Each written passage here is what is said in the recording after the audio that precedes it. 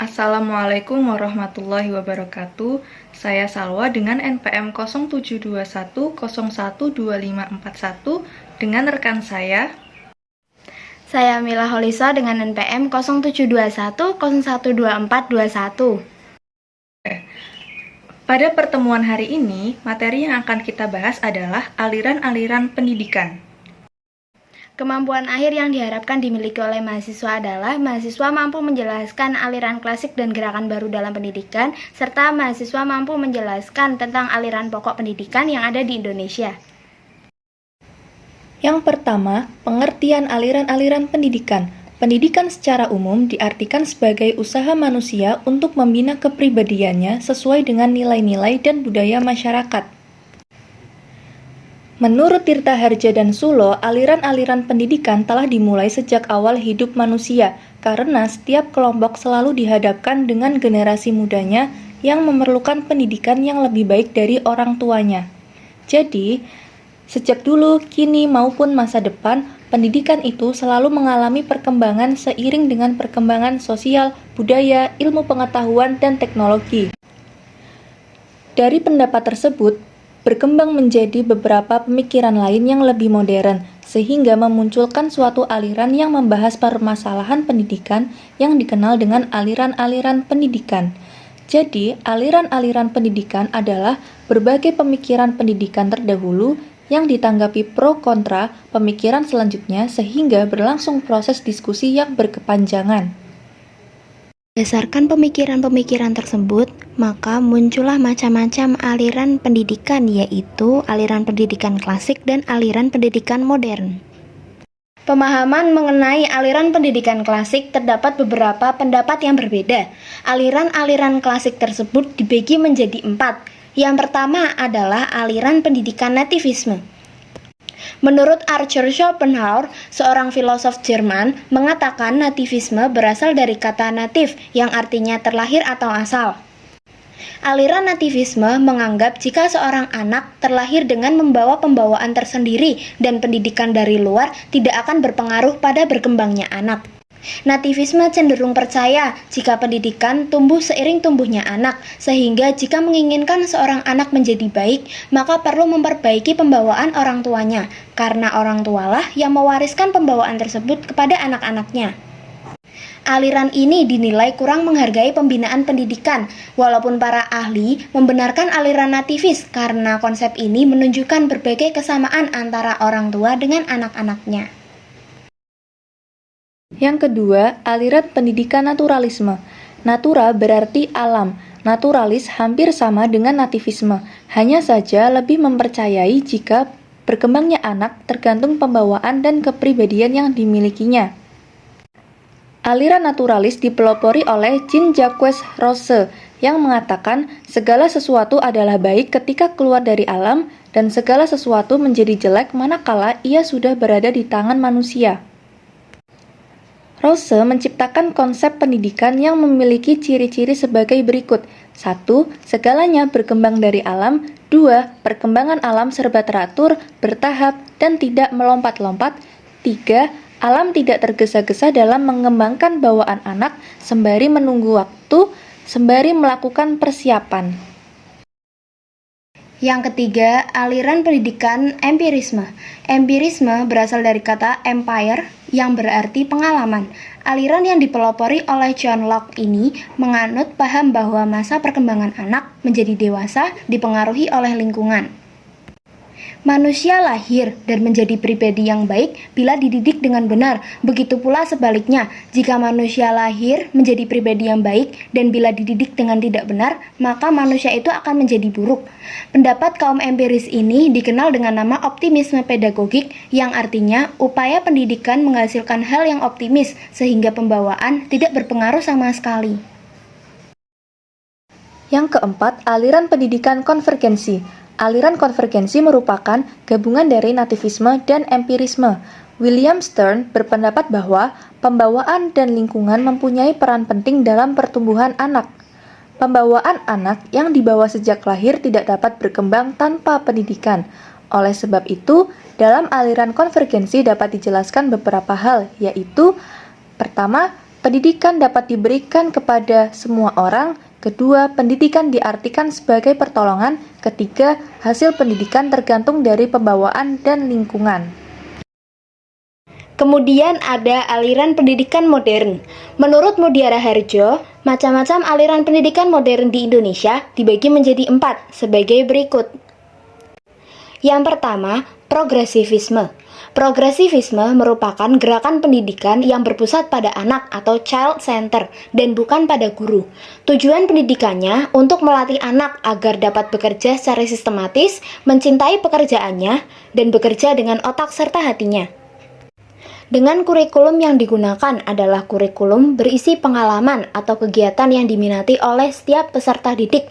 Diharapkan aliran progresivisme mencapai tujuan baik yang diharapkan. Metode pendidikan progresivisme antara lain metode belajar aktif, metode memonitor kegiatan belajar, metode penelitian ilmiah, serta pendidikan berpusat pada anak. Yang kedua, esensialisme. Aliran esensialisme menentang gerakan progresivisme yang mengatakan jika peran guru tidak penting dalam sebuah pendidikan. Di dalam esensialisme, guru mempunyai kuasa untuk memberikan ilmu dan mengamalkan pengetahuan yang telah tersimpan. Pengetahuan ini diikuti oleh keterampilan, sikap, dan nilai yang membentuk unsur inti pendidikan berupa standar akademik yang tinggi dan perkembangan intelek atau kecerdasan. Kurikulum esensialisme mengutamakan mata pelajaran akademik yang bersifat pokok dengan metode pendidikan sebagai berikut. Pendidikan berpusat pada guru atau teacher center, peserta didik dipaksa untuk belajar, dan latihan mental. Yang ketiga, ada rekonstruksional. Pendidikan berasal dari pengalaman-pengalaman yang didapatkan selama hidup. Rekonstruksionalisme disebut juga aliran yang mengatakan bahwa pendidikan di sekolah merupakan agent of change atau agen perubahan yang dapat melakukan perubahan di dalam lingkungan hidup. Tujuan aliran rekonstruksional adalah untuk mengatasi masalah sosial, ekonomi, dan politik yang dihadapi masyarakat dalam skala global.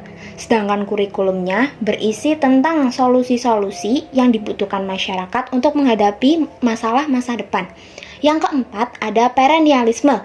Perennialisme merupakan gerakan pendidikan yang mempertahankan nilai-nilai universal. Menurut perennialisme, ilmu pengetahuan merupakan filsafat tertinggi karena dapat mempengaruhi seseorang untuk berpikir secara induktif. Jadi, dengan berpikir, kebenaran tersebut dapat dihasilkan. Yang kelima, idealisme. Aliran idealisme menganut bahwa yang nyata adalah ide. Ide bertugas untuk memimpin budi manusia mencari pengalaman, karena siapa saja yang telah menguasai ide, maka ia akan mengetahui jalan keluar yang pasti untuk menghadapi segala sesuatu yang dialami sehari-hari. Pola pendidikan yang diajarkan idealisme berpusat pada idealis, di mana hal tersebut tidak berpusat dari anak atau materi pelajaran, masyarakat, ataupun lingkungan. Kurikulum yang digunakan lebih objektif dan jelas. Tujuan pendidikan menurut idealisme ada 3. Tujuan untuk individual, tujuan untuk masyarakat, dan tujuan campuran. Selanjutnya, langkah atau gerakan baru dalam dunia pendidikan merupakan langkah dan upaya di dalam meningkatkan mutu pendidikan, sebagaimana dikatakan oleh Suyano dan Suparlan bahwa gerakan baru dalam pendidikan pada umumnya memberi kontribusi bervariasi di dalam penyelenggaraan, yaitu A. Pengajaran alam sekitar. Peserta didik akan mendapatkan kecakapan dalam menghadapi realita sehingga peserta didik dapat melihat keseimbangan manusia dengan lingkungannya. B. Sekolah kerja. Seorang anak diharap tidak hanya berkembang dalam akademik, namun keterampilan dalam pendidikannya juga berkembang. C. Pengajaran pusat perhatian. Anak belajar dengan mengamati lingkungan secara menyeluruh kemudian memusatkan pada minatnya. D. Pengajaran proyek. Anak diberikan kebebasan dalam menentukan pilihan, merancang, serta memimpinnya melalui PJBL atau Project Based Learning. Kemudian, ada 2 jenis aliran pendidikan yang dipandang sebagai dasar pemikiran pendidikan yang ada di Indonesia. Sebagai satu kesatuan gagasan dan sistem aturan, pendidikan harus merujuk pada undang-undang. Sistem pendidikan nasional termasuk aliran yang ada di Indonesia yaitu Perguruan Kebangsaan Taman Siswa dan Ruang Pendidik Indonesia Netherlands School atau INS Kayu Taman. Jenis aliran pokok dalam pendidikan di Indonesia yang pertama adalah Perguruan Kebangsaan Taman Siswa, yayasan pendidikan yang didirikan oleh Ki Hajar Dewantara pada 3 Juli 1932 ini terdiri dari Taman Indra atau Taman Kanak-kanak, kursus guru, Taman Muda atau sekolah dasar, lalu Taman Muda yang merangkap Taman Guru atau Bulog Quick School. Untuk menghadapi kolonial Belanda, Taman Siswa menciptakan Asas 1922 yang berbunyi, Pasal 1, setiap orang berhak mengatur dirinya sendiri, tidak terikat kemanapun, dan bebas. Pasal 2, guru harus dapat memberikan pengetahuan kepada murid-muridnya. Pasal ketiga, pendidik harus mengetahui dasar budaya. Pasal keempat, pembelajaran dapat menjangkau seluruh rakyat tanpa memandang bulu. Pasal kelima, mengajarkan kemerdekaan hidup. Pasal keenam, konsekuensi hidup mandiri, dan pasal ketujuh, berhamba kepada anak didik. Kemudian, untuk menyempurnakan Asas 1922 yang sudah terbentuk, pada tahun 1947 diciptakan Pancadharma yang berisi asas kemerdekaan, asas kodrat alam, asas kebudayaan, asas kebangsaan, dan asas kemanusiaan. Tujuan dari Taman Siswa adalah menyelenggarakan pendidikan dari tingkat dasar hingga perguruan tinggi untuk menumbuhkan lingkungan belajar taman siswa yang diharapkan dan memperluas taman siswa hingga di luar lingkup perguruan. Selama masa pelaksanaannya, Taman Siswa berhasil mencapai prestasi di antaranya menghasilkan beberapa gagasan tentang pendidikan nasional, lembaga pendidikannya dimulai dari Taman Indra sampai Sarjana Wiyata. Para alumni Taman Siswa banyak yang menjadi tokoh nasional. Yang kedua, Ruang Pendidik INS Kayu Taman. Indonesia Netherlands School didirikan pada 31 Oktober 1926 oleh Muhammad Syafi'i di Sumatera Barat. Bermula dengan 75 murid yang kemudian menurun di bulan Desember 1948 karena Belanda melakukan agresi ke Sumatera Barat dan INS Kayu Taman dibombardir. INS bangkit pada 1952 dengan 30 orang murid dan 1 guru.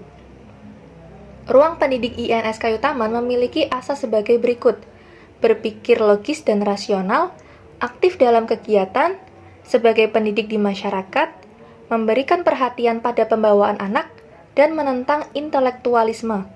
Asas tersebut dikembangkan oleh Muhammad Syafi'i setelah kemerdekaan menjadi dasar-dasar pendidikan. INS Kayu Taman memiliki tujuan mendidik rakyat ke arah kemerdekaan, mendidik sesuai kebutuhan rakyat, mendidik para pemuda agar menjadi masyarakat yang berguna, menanamkan rasa percaya diri dan berani bertanggung jawab, serta berusaha menjadi jiwa yang mandiri. Selama masa baktinya, INS mengupayakan beberapa gagasan pendidikan nasional, menciptakan ruang pendidikan, dan membuat sejumlah alumni bermutu. Sebuah kalimat dari Ki Hajar Dewantara, setiap orang menjadi guru, setiap rumah menjadi sekolah. Anak-anak tumbuh sesuai kodratnya sendiri, pendidik hanya merawat dan menuntun tumbuhnya kodrat itu. Sekian materi dari kami, kurang lebihnya mohon maaf. Silakan ajukan pertanyaan pada kolom komentar. Terima kasih. Wassalamualaikum warahmatullahi wabarakatuh.